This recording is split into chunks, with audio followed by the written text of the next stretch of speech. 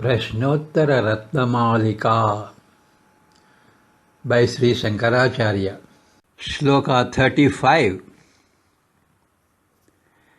Kim smartavyam purushaihi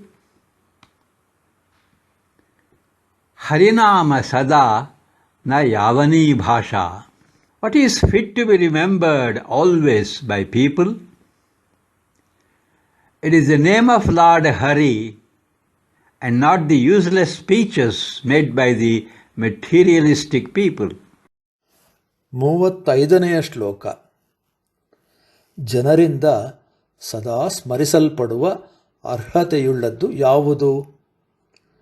ಭಗವಂತನಾದ ಹರಿಯ ನಾಮವು ಸದಾ ಸ್ಮರಿಸಲ್ಪಡುವ ಅರ್ಹತೆಯುಳ್ಳದ್ದೇ ವಿನಃ ಭೌತಿಕವಾದಿಗಳಾದ ಜನರು ಆಡುವ ಅಪ್ರಯೋಜಕ ಮಾತುಗಳಲ್ಲ. ಕೋಹಿನ ವಾಚ್ಯ ಸುಧಿಯಾ ಪರದೋಷಶ್ಚ ಅನೃತಂ ತದ್ವತ್. What should an intelligent person desist from speaking about? He should avoid talking about the defects in others and uttering lies.